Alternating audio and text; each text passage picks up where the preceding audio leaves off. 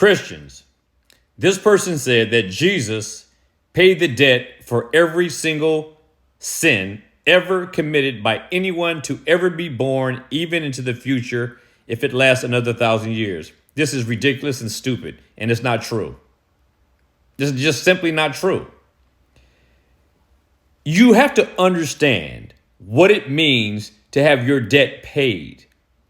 If your debt is paid, that means you owe God nothing. Yet we know that there are going to be people on the day of judgment standing before the throne of God, Christ standing there ready to judge people.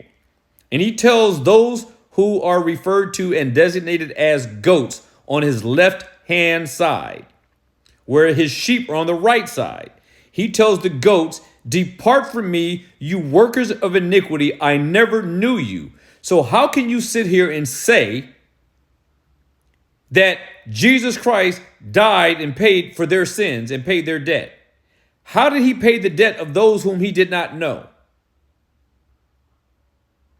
And if his debt was paid, if Jesus paid the debt for every single sin of every single person ever born now until infinity, how is anyone going to be in hell if their debt is paid?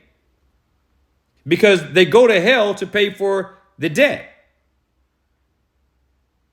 That's why they go to hell, to pay for the debt. Jesus didn't pay their debt if they still have to pay their debt. This is what I'm saying about the collective Christian IQ. We are generally a bunch of idiots about what we claim we believe. You have to understand that if you have a debt that you cannot pay, let's say they're going to foreclose on your home and you need $50,000 or you lose your home. Somebody comes to you and pays that debt, that $50,000 to your creditor. Debt's clear, you own the house.